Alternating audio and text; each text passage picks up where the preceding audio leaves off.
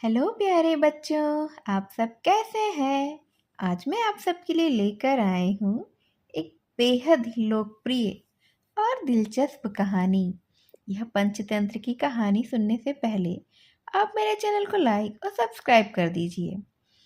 तो चलिए सुनते हैं ये कहानी जिसका शीर्षक है मेरा कलेजा तो पेड़ पर है। चलिए ये कहानी शुरू करते हैं। ये कहानी आपने अपने बचपन में अपनी दादी या नानी से ज़रूर सुनी होगी। मेरे भी बचपन में मैंने ये कहानी अपनी दादी से बेहद सुनी थी। ये कहानी है समुद्र के किनारे जामुन का एक खूब बड़ा सा पेड़ था। उस पर एक बंदर रहता था जिसका मुंह कुछ ललछीहा था, इसीलिए उसका नाम पड़ गया रक्तमुख। जिस जामुन के पेड़ पर वह रहता था उसके फल ना बहुत मीठे थे।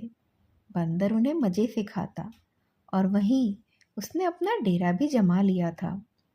एक दिन एक मगरमच्छ समुद्र से निकला और किनारे पर आकर उसी जामुन के पेड़ के नीचे आकर थोड़ा सुस्ताने लगा।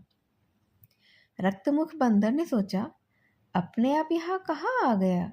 यह मगरमच्छ मेरे लिए तो किसी मेहमान से कम नहीं है।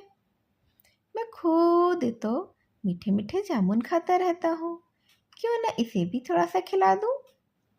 यह सोचकर बंदर ने पेड़ से मीठे मीठे जामुन गिराने शुरू कर दिए। पहले तो मगरमच्छ ने सोचा कि कोई उसे कंकड़ से मार रहा है।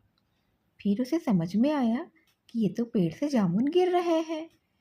तो उसने सोचा कि अचानक अपने आप पेड़ से जामुन भला कैसे गिरेंगे। फिर जब उसने बेहद ध्यान से देखा तो पेड़ की पत्तियों के बीच में छुपा हुआ उसे रक्तमुख बंदर दिखाई दिया। मगरमच्छ मुस्कुराया। फिर उसने उन मीठे मीठे जामुनों को खाया। वे जामुन उसे बड़े ही स्वादिष्ट लगे। उसने उसे कभी भी उसने ऐसे बढ़िया जामुन नहीं खाए थे। उसने खूब सारे जामुन खाए और खूब सारे जामुन इकट्ठे करके अपनी पत्नी को खिलाने के लिए भी ले जाने लगा। तब बंदर ने कहा, अरे इतना सा क्यों लेके जाते हो? थोड़ा सा भाभी के लिए और भी जामुन लेते जाओ। इस तरह से उसने मगरमच्छ की पत्नी के लिए और भी जामुन दे दिए और वह ले गया। अब तो मगरमच्छ वहाँ रोज आने लगा था। वह तो खुद भी मीठे मीठे प्यारे प्यारे जामुन खाता और अपनी पत्नी के लिए भी लेके चले जाता था। इस तरह धीरे धीरे बंदर और मगरमच्छ में खूब पक्की दोस्ती हो गई और दोनों एक दूसरे से खूब सारी बातें करते और एक दूसरे का साथ देते और ढेर सारे जामुन खाते। इससे बंदर का जो अकेलापन था और उदासी थी वह दूर भी हो गई थी। अब उसे बड़ा अच्छा लगने लगा था। वह रोज़ मगरमच्छ के आने का इंतज़ार करता था। मगरमच्छ को भी बड़ा अच्छा लगा। इतना प्यारा सच्चा दोस्त उसे जो मिल गया था, जो उसे पेड़ से तोड़ तोड़ के अच्छे अच्छे जामुन खिलाता था।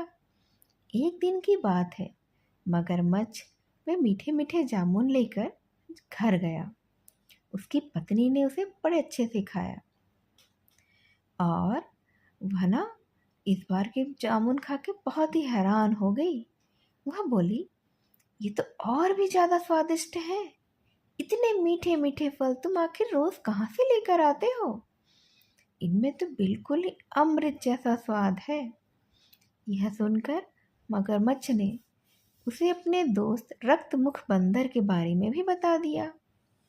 बोला, रक्तमुख ना बड़ा ही प्यारा सा बंदर है। उससे मेरी पक्की वाली दोस्ती हो गई है। वही तो मुझे रोज मीठे मीठे जामुन खिलाता है और मैं उनमें से कुछ तुम्हारे लिए भी ले आता हूँ। मगरमच्छनी ने कहा, लेकिन आज के जामुन तो बेहद ही ज़्यादा स्वादिष्ट हैं। और उसने बोला मगरमच्छनी ने, हे प्रिय, जो बंदर रोज रोज ऐसे मीठे मीठे जामुन खाता होगा उसका दिल भी कितना मीठा होगा। मैं उसका मीठा मीठा दिल खाना चाहती हूँ। आज तुम चाहो तो उसका दिल भी मेरे लिए लेते आना। मैं उसे खाने के लिए ना बहुत ही तरस रही हूँ। मुझे अब तो उसका दिल खा के ही रहना है। यह सुनकर मगरमच्छ अवाक रह गया। वह बोला, तुम यह क्या कह रही हो? वह बंदर तो मेरा पक्का दोस्त है, बन गया है। दुनिया में किसी सच्चे मित्र का मिलना कितना मुश्किल काम है, क्या तुम नहीं जानती हो?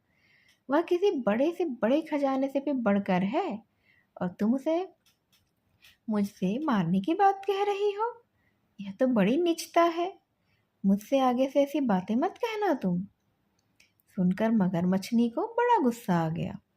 वह बिफर कर बोली, मुझे तो लगता है वह जरूर कोई बंदरिया है जिससे तुम प्रेम करने लगे हो। तुम मुझसे यह बात छिपा रहे हो। उस बंदरिया से प्रेम के कारण ही तुम मेरी यह छोटी सी इच्छा पूरी नहीं कर रहे हो, वरना आज तक तुमने मेरी कोई बात नहीं टाली है। यह कहकर मगरमच्छनी जोर जोर से रोने लगी और बड़े बड़े आंसू बहाने लगी। अब मगरमच्छ भला क्या कहता।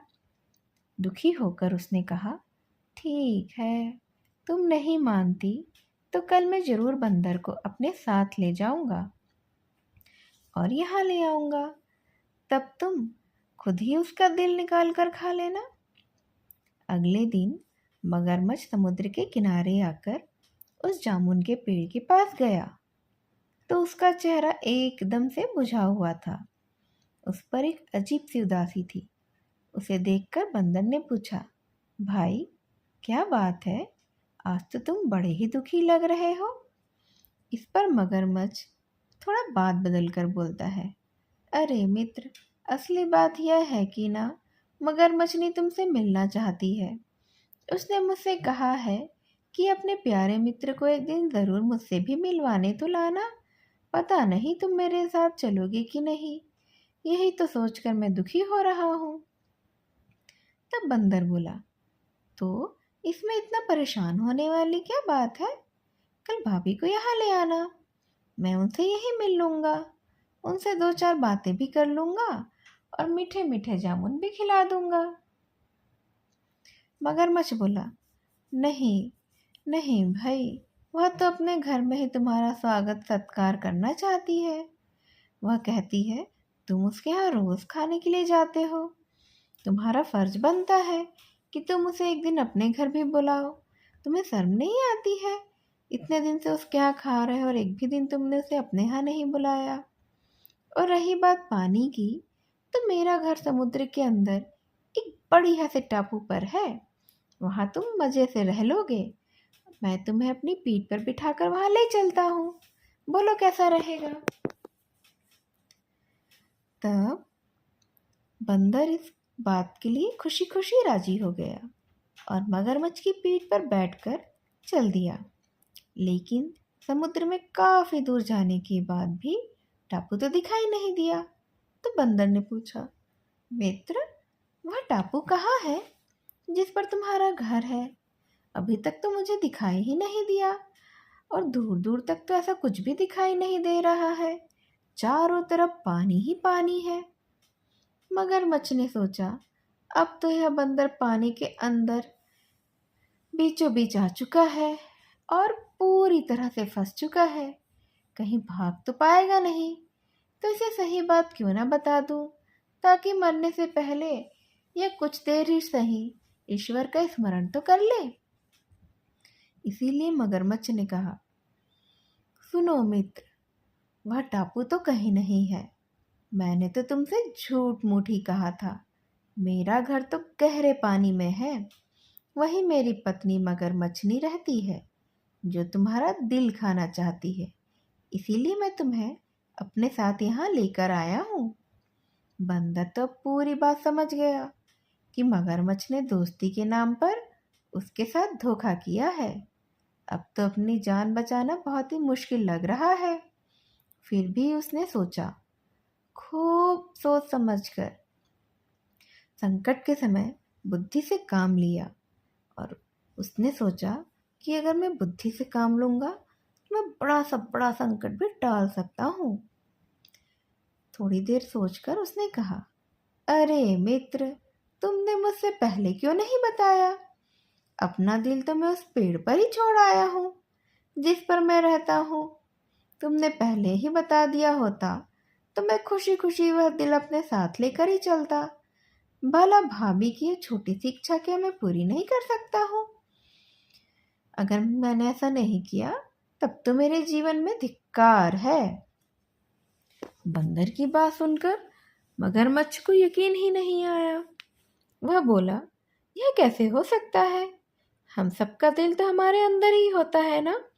तुम कैसे कह रहे हो कि तुम उसे अपने पेड़ पर टांग आए हो?